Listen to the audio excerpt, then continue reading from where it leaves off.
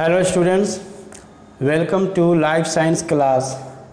हम लोग पढ़ रहे थे न्यूट्रिशन के बारे में और हमने न्यूट्रिशन के बारे में पढ़ा। What is the definition of nutrition, what is the significance of nutrition. इसके बाद हमने पढ़ा प्लांट न्यूट्रिशन। प्लांट न्यूट्रिशन के बारे में हमने ये बताया कि प्लांट न्यूट्रिशन दो तरह के होते हैं, ऑटोफाइटिक न्यूट्रिशन एंड हीटरोफाइटिक न्यूट्रिशन। तो प्लांट्स चूँकि मेनली अपनी ग़िज़ा खुद से तैयार करते हैं, इसे ऑटोफाइटिक न्यूट्रिशन कहा जाता है। लेकिन प्लांट में भी बाज़ प्लांट ऐसे होते हैं जिसके अंदर क्लोरोफिल नहीं होता है, वो खुद से तो ग़िज़ा तैयार नहीं कर पाते, इसलिए ग़िज़ा के हसूल के लिए दूसरे प्लांट्स पर डिपेंडेंट होते हैं। और उसी हिसाब से हीटरोफाइटिक न्यूट्रिशन को 4 हिस्सों में तकसीम किया गया था: parasites, symbionts, saprophytes and insectivorous plants. आज हम लोग पढ़ेंगे एनिमल न्यूट्रिशन के बारे में। तो एनिमल्स के बारे में तो हम यही कहेंगे कि अनलाइक प्लांट्स, एनिमल्स जो है खुद से ग़िज़ा नहीं तैयार कर पाते हैं। ये अपनी ग़िज़ा के हसूल के लिए दूसरे के ऊपर मुनहसर करते हैं, माने दूसरे जगह से जो है ये ग़िज़ा को हासिल करते हैं। ये अपने से खुद से ग़िज़ा नहीं तैयार कर पाते। बाज़ जानवर ऐसे होते हैं जैसे कि यूग्लिना, इन जानवरों के जिस्म में क्लोरोफिल पाया जाता है और ये ग़िज़ा अपनी ग़िज़ा नूरी तरकीब के ज़रिया कर पाते हैं, इसलिए इन्हें ऑटोट्रॉफ्स कहते हैं। लेकिन ज़्यादातर जानवर जो है वो हीटरोफाइट्स होते हैं, मतलब ये दूसरे जानवरों से वो ग़िज़ा हासिल करते हैं। ठीक है। अब हीटरोफाइटिक न्यूट्रिशन को जो है 3 हिस्सों में तकसीम किया गया है: हर्बीवोरस, कार्निवोरस, ओमनीवोरस। यहाँ जो तकसीम हुआ है, ये तकसीम हुआ है माने जानवरों के या जानदारों के ज़ौक़ के ऊपर, मैंने उसके खाने के ज़ौक़ के ऊपर, मैंने क्या पसंद करते हैं खाना में। ठीक है।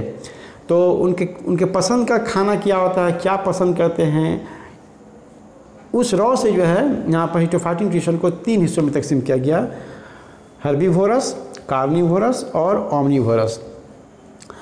तो सबसे पहले हम लोग जानते हैं कि हर्बीवोरस क्या होता है।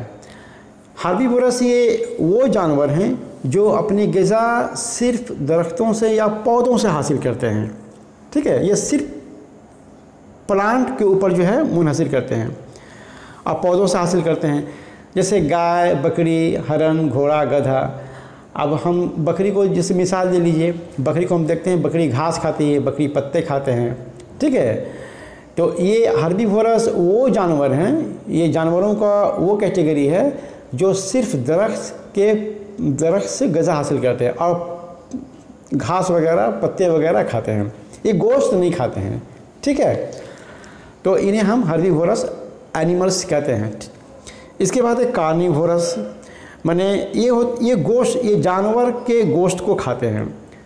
ये घास भी नहीं खाते, पत्ते भी नहीं खाते, सिर्फ गोश्त खाना पसंद करते हैं, माने दूसरे जानवर को मारकर उसका गोश्त जो है ये खाते हैं। जैसे शेर हुआ, टाइगर हुआ, ये क्या करते हैं, ये दूसरे जानवर को जो है जंगल में दूसरे जानवरों को ऊपर हमला करते हैं, उसको मार डालते हैं, फिर उसका गोश्त को खाते हैं। उसी तरह से घड़ियाल भी है, ये तो इंसान को भी खाया जाता है, भीड़ वगैरह। ठीक है। तो ये कार्निवोरस हुआ।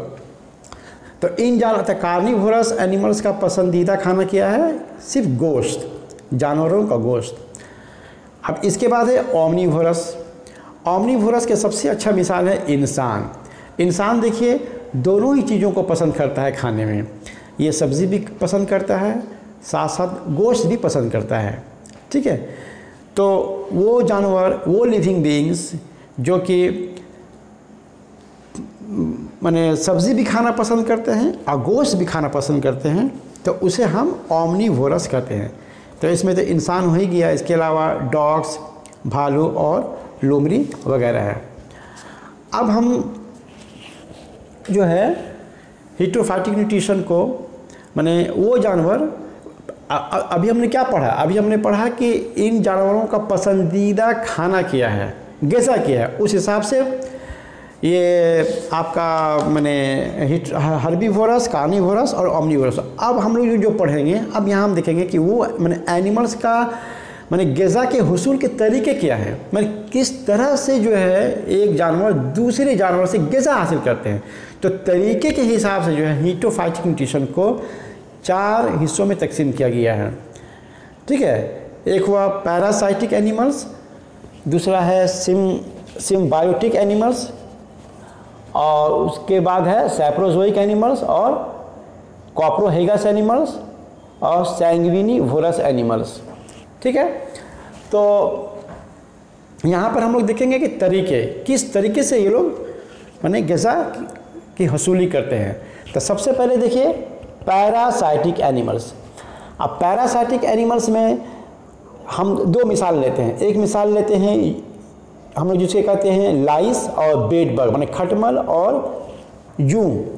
तो देखिए जूं जो है हमारे सर के बालों के अंदर में रहता है, बाल माने सर में रहता है, और खटमल भी हमारे जिस्म के ऊपर भी चलता है। तो ये दोनों जो है हमारे जिस्म के ऊपर में रहते हैं। ठीक है, हमारे जिस्म के ऊपर रहकर जो है हमारे जिस्म से खून को चूस लेते हैं। तो इस तरह से ये जो एनिमल्स है माने दूसरे एनिमल से खून को चूस लेते हैं। ठीक है, यानी खून ही इसका ग़िज़ा है। तो इस तरह के जानवर को बोलेंगे हम एक्टोपैरासाइट, मतलब जो जिस्म के बाहर में है या जिस्म के ऊपर में है, दूसरे जानवरों के जिस्म के ऊपर में या बाहर में है।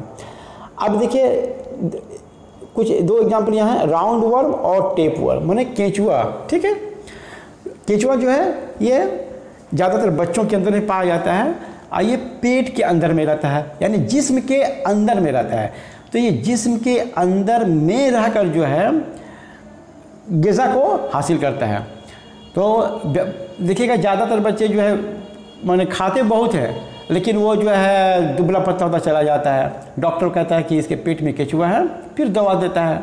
तो केंचुआ जो है बच्चे जो ग़िज़ा खाते हैं उसी ग़िज़ा से जो है ये राउंड वर्म जो है उससे ग़िज़ा को हासिल करते हैं। तो पेट ये जिस्म के अंदर में रहकर ये जो है ग़िज़ा हासिल करते हैं, इसलिए इसे कहा जाता है एंडोपैरासाइट। तो पैरासाइटिक एनिमल्स कौन कौन सा हुआ, लाइस, जूं, बेड बग, खटमल, राउंड वर्म और टेप वर्म। ठीक है, अब इसके बाद बी में सिम्बायोटिक एनिमल्स। सिम्बायोटिक एनिमल्स का हम देखिए ये एक यहाँ पर हम पिक्चर में देखिए ये एक सिम्बायोटिक एनिमल्स का सबसे बेहतरीन मिसाल है। इसको समझिए, इस जानवर को तो आप पसंद माने पहचान रहे हैं, ये है घड़ियाल, क्रोकोडाइल, और इसके मुंह के अंदर में देखिए एक चिड़िया है। इस चिड़िया को बोलते हैं प्लोवर बर्ड। अब इसमें क्या होता है कि घड़ियाल जो है ये कार्निवोरस है, दूसरे जानवरों को गोश्त खाता है।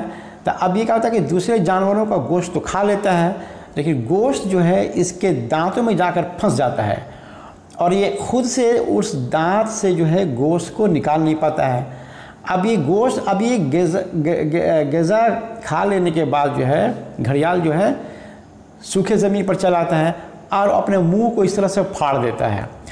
अब प्लोवर बर्ड जो है इसके मुंह के अंदर में चली जाती है और जाकर जहाँ जहाँ दांत में गोश्त फंसा हुआ है उस गोश्त को ये खा लेती है।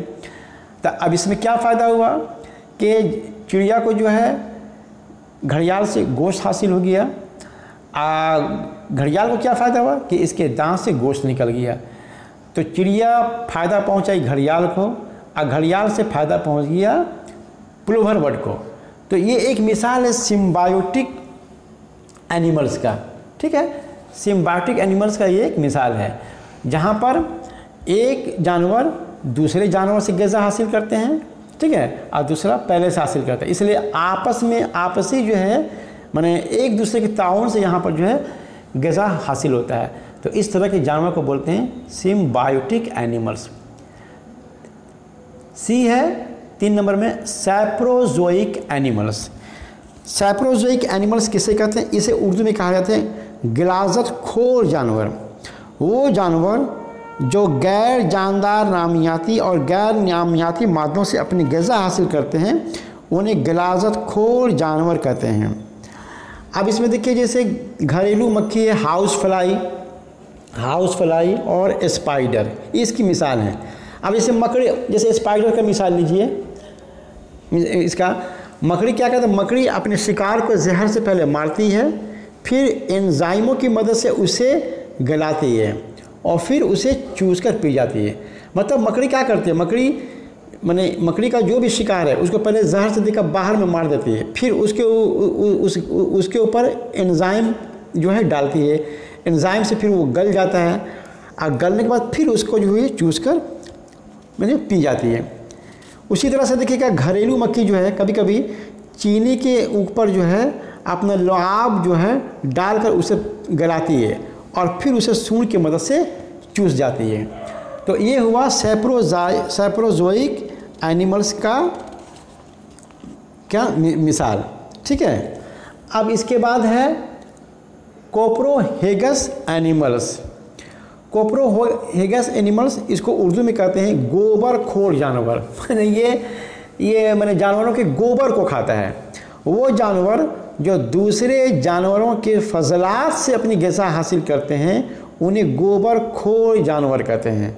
ठीक है, इसका मिसाल है गोबरेला, यानी गाय भैंस बैल के जो गोबर होते हैं उसके ऊपर कुछ जानदार पाए जाते हैं जिसको हम गोबरेला कहते हैं और उसी गोबर से वो अपनी ग़िज़ा हासिल करते हैं। ठीक है, तो इस तरह के जानवर को कहा जाता है कोप्रोहेगस एनिमल्स।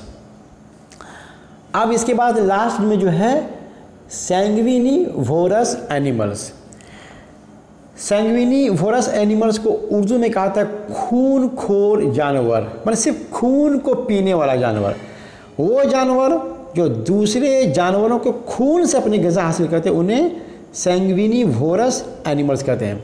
अब इसका तो मिसाल हम लोग अच्छी तरह से जानते हैं, बेड बग खटमल। खटमल क्या करता है, खटमल इंसान के बदन पर दौड़ता है और उसका जो है खून को चूस लेता है। मच्छर उसी तरह से है, मच्छर हमारे जिस्म को जो है डंक मारता है और जो है अपने सूंड से जो है खून को चूस लेता है। उसी तरह से चमगादड़ भी है, लीच भी है और वैम्पायर्स। इस तरह के जितने जानवर होते हैं ये सारा का सारा सैंग्विनिवोरस एनिमल्स है, से खून चूस कर अपनी ग़िज़ा हासिल करते हैं। इसमें हम एक तरह से लाइस को भी इसमें शामिल कर सकते हैं। तो ये था हमारा एनिमल न्यूट्रिशन के बारे में आज का क्लास।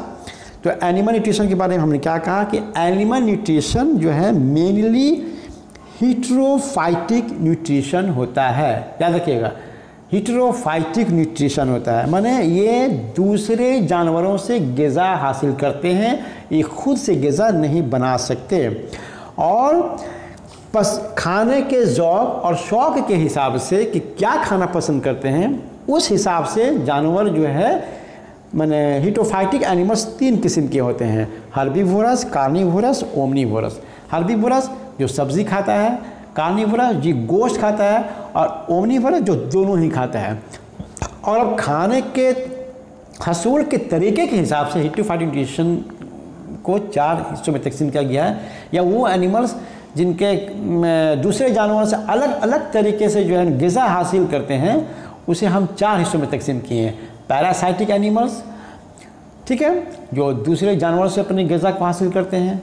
सिम्बायोटिक एनिमल्स, इसमें 2 जानवर हम शरीक होते हैं और एक दूसरे को फ़ायदा पहुंचाते हैं। सैप्रोजोइक एनिमल्स जो गिलाज़त खोर ये जानवर होते हैं। उसके बाद है कोप्रोहेगस, मतलब जो है आपका जो है ये गोबरखोर जानवर। और लास्ट में है सैंग्विनिवोरस एनिमल जो सिर्फ खून को चूसता है। तो इस तरह से आज का हमारा